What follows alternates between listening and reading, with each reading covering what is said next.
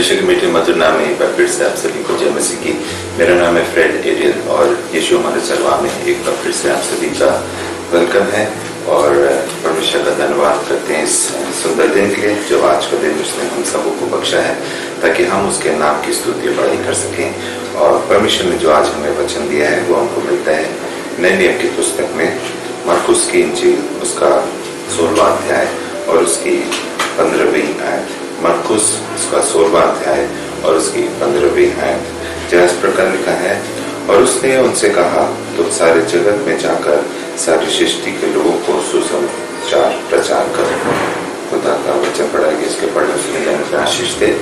परमेश्वर का वचन यहाँ पर हमें इस बात को बताता है कि वो 40 दिन जब यीशु मसीह ने उस 40 दिन का सफर तय किया और उसने वो सारी प्रताड़ना से ही जो उसने हमारे और आपके गुनाहों के खातिर उसने वो सब कुछ सहा। उसने मार खाई, उसके ऊपर कोड़े मारे गए, उसको प्रताड़ना सहनी पड़ी और उसको बेइज्जती सहनी पड़ी। किसके लिए? हमारे और आपके लिए, क्योंकि परमेश्वर ने हम सबसे प्यार किया, इस जगत से प्रेम किया कि उसने अपना इकलौता पुत्र हमारे और आपके लिए दे दिया। और ये हम सबका फर्ज है, ये हम सबका यकीन और विश्वास है कि यदि हम परमेश्वर पर विश्वास रखते हैं तो उसके पुत्र पर भी विश्वास रखेंगे, क्योंकि उसने अपना इकलौता पुत्र हमारे और आपके लिए दे दिया ताकि जो कोई इस पर विश्वास लाए वो नाश ना हो परंतु अनंत जीवन पाए। यहाँ पर परमेश्वर का वचन जो हमें बताता है कि यहाँ पे लिखा है कि तुम सारे जगत में जाकर सारी सृष्टि के लोगों का सुसमाचार प्रचार करो। ये उस समय की बात घटना है जब यीशु मसीह जीवित हो गए थे। और जब वो जीवित हुए थे तो जब उसके चेले बैठकर भोजन कर रहे थे तो यीशु मसीह वहाँ पर उपस्थित हो गए थे। वो घबरा गए थे। अगर हम लूका 24:30-36 में देखेंगे, लूका 24 का अध्याय, लूका 24 उसका 36 के अगर हम देखें तो यहाँ लिखा है वे ये बातें कह ही रहे थे कि वह आप ही उनके बीच में आ खड़ा हुआ और उनसे कहा तुम्हें शांति मिले। यीशु मसीह अपने चेलों के बीच में आके खड़े हो गए और उनसे कहा कि तुम्हें शांति मिले, परंतु वे घबरा गए और डर गए और समझे कि हम किसी भूत को देख रहे हैं। वो यीशु मसीह को नहीं पहचान पाए, घबरा गए और उनको ऐसा लगने लगा कि वो किसी भूत को देख रहे हैं। आगे लिखते हैं 38वें आयत में, उसने उनसे कहा, यीशु मसीह ने अपने चेलों से कहा क्यों घबराते हो और तुम्हारे मन में क्यों संदेह उठता है। अपने चेलों से कहते हैं कि क्यों घबराते हो, तुम्हारे मन में संदेह क्यों उठता है, क्योंकि उनको पता था कि मरेंगे और तीसरे दिन जीवित होंगे, लेकिन फिर भी वो क्या है, घबरा गए और चिंतित हो गए, उनके मन में संदेह होने लगा। आगे 39वें आयत बहुत अच्छी लिखी है, उसमें लिखा है मेरे हाथ और मेरे पाँव को देखो कि मैं वही हूँ। क्योंकि यीशु मसीह को जब क्रूस पे चढ़ाया गया था, जब क्रूसी मौत सही गई थी, उनके हाथों में, उनके पैरों पे कीले को ठोकी गई थी और पसली में भाला भेजा गया था। तो उसने अपने हाथ और पाँव को देखने को उनसे कहा कि वो विश्वास कर सकें कि यीशु मसीह वही है जिसने हम सबके गुनाहों के लिए वो क्रूसी मौत को सहा।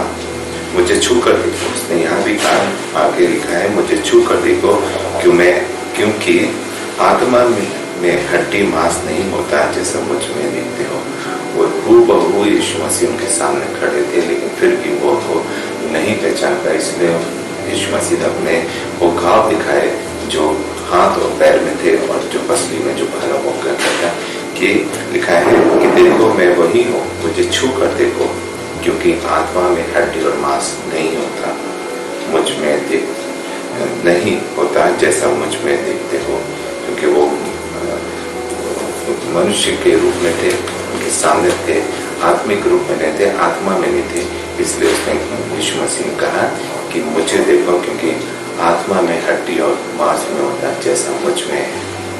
तो यीशु मसीह का ये वचन यही हमें आगे जब बातें कर रहा था अपने चेलों से, तो आगे उसने यही यहाँ पर मरकुस 16:15 में लिखा है कि उनसे कहा कि तुम सारे जगत में जाकर सृष्टि के लोगों का सुसमाचार प्रचार करो।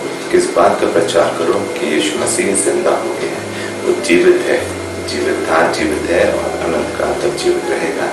वो मरकर जी उठा। पृथ्वी के ऊपर और स्वर्ग के नीचे सिर्फ एक ही नाम दिया गया, वो है प्रभु यीशु मसीह का, जो मरकर जी उठा।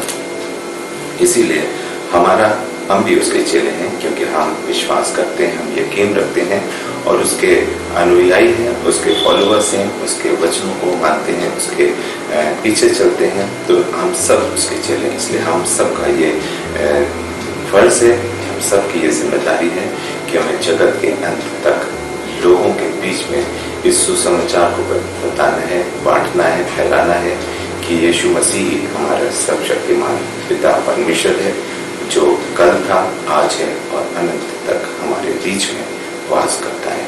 और यीशु मसीह ने हम सब के लिए अपने जीवन को, अपने शरीर को बलिदान किया क्रूस पर, ताकि हम बचाए जा सकें, ताकि हम जो विश्वासी हैं उद्धार पा सकें और यीशु के वचन के अनुसार और यीशु के मार्ग पे चलने पाए। एक जगह से हम और पढ़ेंगे, मत्ती की इंजील 28 और 19 अध्याय। मत्ती की इंजील उसका 28वां अध्याय और उसकी हम 18 आयत से पढ़ेंगे, 18 और 19 दोनों पढ़ेंगे।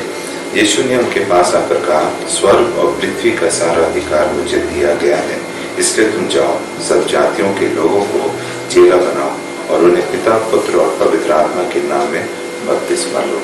यीशु मसीह ने अपने चेलों से कहा कि स्वर्ग और पृथ्वी का सारा अधिकार मुझे दिया गया। किसे? यीशु मसीह को, स्वर्ग में और पृथ्वी पर। इसलिए आगे लिखा है, इसलिए तुम जाओ, सब जातियों को चेला बनाओ। सारे जातियों को, जितने भी मनुष्य इस संसार में पाए जाते हैं, उनको चेला बनाओ और उन्हें पिता, पुत्र और पवित्र आत्मा के नाम में बपतिस्मा दो। क्योंकि हम सब का ये फर्ज है कि जो वचन हमें बताया गया, सिखाया गया है, जो हमें कार्य सौंपे गए हैं, वही कार्य हम और भी आगे लोगों तक पहुंचाने पाएंगे। जो विश्वास में है, जो विश्वास में नहीं है, उनको ज्यादा, कि जो अन्य जाति हैं, जो परमेश्वर को नहीं जानते हैं, यीशु मसीह के वचन को नहीं समझते, उनको भी इस बात का इल्म होना चाहिए, उनको भी इस बात की जानकारी देना है हमें कि हमें परमेश्वर के राह पर उनको भी लाना है, परमेश्वर के सुसमाचार तक भी पहुंचाना है, जो इस वचन से जो वंचित हैं या जो इस वचन को नहीं सुने हैं। इसीलिए परमेश्वर का वचन बताता है मत्ती 28:19 में, इसलिए तुम जाओ, सब जातियों के लोगों को चेला बनाओ और उन्हें पिता, पुत्र और पवित्र आत्मा के नाम में बपतिस्मा दो। हमें सब जातियों के बीच में जाना है और उनको चेला बनाना है यीशु मसीह का, ताकि उनको पिता, पुत्र और पवित्र आत्मा के नाम में बपतिस्मा देना पाए। क्योंकि हम क्या है, त्रिएक परमेश्वर पर विश्वास करते हैं, पिता पर, पुत्र पर और पवित्र आत्मा पर। ये तीनों एक हैं, लेकिन इसको हम त्रिएक परमेश्वर बोलते हैं, क्योंकि यही पिता है, यही पुत्र है, यही पवित्र आत्मा है। आगे हम देखेंगे एक जगह से और, यूहन्ना 15 और उसका 16वीं आयत। यूहन्ना 15 और उसका 16वीं आयत, जहाँ इस प्रकार लिखा है, तुमने मुझे नहीं चुना, परंतु मैंने तुम्हें चुना है और तुम्हें नियुक्त किया है कि तुम जाकर फल लाओ और तुम्हारा फल बना रहे, कि तुम मेरे नाम से जो कुछ पिता से मांगो वे तुम्हें दे। यहाँ पर बहुत अच्छी बात लिखी है, यहाँ पे लिखा है, तुमने मुझे नहीं, मैंने तुम्हें चुना है। हमने यीशु मसीह को नहीं चुना, परंतु यीशु मसीह ने हमें चुना है। आगे लिखा है, परंतु मैंने तुम्हें चुना है, आगे लिखा है, तुम्हें नियुक्त किया है कि तुम जाकर फल लाओ। हम सबको नियुक्त किया गया। फल क्या है? यही है कि हम जगत के छोर तक यीशु मसीह के वचन को फैला सकें और उन्हें चेला बना सकें, पिता, पुत्र और पवित्र आत्मा के नाम में उन्हें बपतिस्मा दे सकें।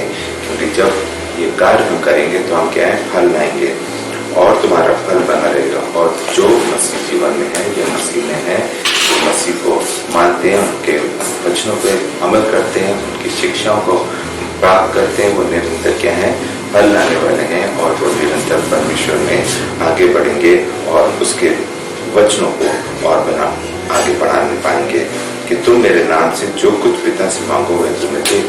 यदि हम यीशु मसीह के नाम से यदि परमेश्वर से कुछ मांगते हैं तो वो हमें देगा, क्योंकि वो उसका इकलौता पुत्र है और परमेश्वर हम सबसे प्यार करता है। यीशु मसीह हमारे परमेश्वर के बीच में एक ही सब वचन बताता है। वो आज भी दाहिने हाथ बैठा है और हमारी प्रार्थना और निवेदनों को परमेश्वर तक पहुंचाता है। इसीलिए लिखा है कि वो बदलाए, हम सब उसके अनुसार फल लाने वाले बनने पाए। एक जगह से हम और पढ़ेंगे जो हमको मिलता है पहला यूहन्ना उसका 4वां अध्याय उसकी 16 आयत। पीछे जो पत्रियां दी गई हैं, पहला यूहन्ना उसका 4वां अध्याय उसकी 16वीं आयत, जो इस प्रकार लिखा है, जो प्रेम परमेश्वर हमसे रखता है उसको हम जान गए और हमें उसका विश्वास है। परमेश्वर प्रेम है और जो प्रेम में बना रहता है वह परमेश्वर में बना रहता है और परमेश्वर उसमें बना रहता है। यहाँ पे बहुत अच्छी बात लिखी है, जो प्रेम परमेश्वर हमसे रखता है उसको हम जान गए और हमें उसका विश्वास है। परमेश्वर हम सबसे प्रेम रखता है, तभी तो उसने अपना पुत्र हम सबके उद्धार के लिए, हम सबके पापों के छुटकारे के लिए उसने उसको भेजा, मनुष्य रूप में यहाँ हमारे बीच में भेजा। और इस बात का हम विश्वास करते हैं, यदि हम परमेश्वर में हैं तो हम इस बात का विश्वास करते हैं कि यीशु मसीह हमारे और आपके लिए इस दुनिया में आया। उसने वो प्रताड़ना सही, वो क्रूसी मौत सही, वो मारा गया, गाड़ा गया और तीसरे दिन जी उठा। तो ये हमारा विश्वास है, इस बात पर हम विश्वास करते हैं। और आगे लिखा है परमेश्वर प्रेम है, परमेश्वर प्रेम है, ये हम सब जानते हैं, तभी तो उसने अपना इकलौता पुत्र को हमारे और आपके लिए दिया। आगे लिखा है, और जो प्रेम में बना रहता है वह परमेश्वर में बना रहता है। यदि आप प्रेम में बने हैं, परमेश्वर के आप में प्रेम है, आपका जीवन परमेश्वर के अनुसार चल रहा है। और यदि आप में प्रेम नहीं है तो परमेश्वर का प्रेम भी आप में नहीं। यदि आप में प्रेम है तो आप में परमेश्वर का प्रेम है, इसीलिए लिखा है और परमेश्वर उसमें बना रहता है। यदि आप में प्रेम है तो परमेश्वर भी आप में बना रहेगा। इसलिए इस बात को हम जानते हैं कि परमेश्वर हमसे प्रेम रखता है और उसको हम जान गए और हमें उसको उस पर क्या है, विश्वास है। तो आज जो वचन यहाँ परमेश्वर ने दिया था वो यही दिया था कि सारे जगत में जाकर सारे सृष्टि के लोगों को सुसमाचार प्रचार करें। और ये जो जिम्मेदारी है हम सबकी है, किसी एक की नहीं, या किसी आज पास्टर्स की नहीं है, या जो इवेंजलिस्ट है उनकी नहीं है, या जो बिशप्स हैं उनकी नहीं है, बल्कि हर एक इंडिविजुअल की रिस्पॉन्सिबिलिटी है कि हमें जगत के छोर तक परमेश्वर के इस सुसमाचार के वचन को पहुंचाना है, बहुतों को चेला बनाना है और यीशु मसीह के नाम से पवित्र आत्मा, पिता, पुत्र और पवित्र आत्मा के नाम से बपतिस्मा देना है, जिससे ज्यादा से ज्यादा लोग परमेश्वर को ग्रहण कर सकें, परमेश्वर के इस कार्य को जान सकें, परमेश्वर की सेवकाई को जान सकें, परमेश्वर उस बलिदान को जान सकें जो यीशु मसीह के द्वारा हमारे और आपके जीवन के लिए दिया गया है। यदि आप यीशु मसीह में हैं तो यूहन्ना 15:7 में लिखा है, यदि तुम मुझ में बने रहो, मेरा वचन तुम में बना रहे, तो जो चाहो मांगो वो तुम्हारे लिए हो जाएगा। तो यदि आप यीशु मसीह में बने हैं तो उसका वचन आप में बना रहेगा और जैसा आप चाहेंगे उसके वो आपके लिए हो जाएगा। ये बात है विश्वास की। आपको विश्वास रखना है कि आपने यदि परमेश्वर से कुछ मांगा है उसके पुत्र के नाम से, तो वो उसका पिता आपको वो सारी चीजें मुहैया कराएगा, देगा और आपके दुख, दर्द, तकलीफ, बीमारी, परेशानी सब दूर होंगी। और आज वो समय है कि हम अपना जीवन उसको समर्पित कर दें और अपना जीवन उसके हाथों में दे दें, क्योंकि वही एकमात्र उद्धारकर्ता परमेश्वर है, कोई और नहीं। इसलिए इस वचन के द्वारा परमेश्वर आप सबको बरकतों, आशीषों से माला माल करें। May God bless you all.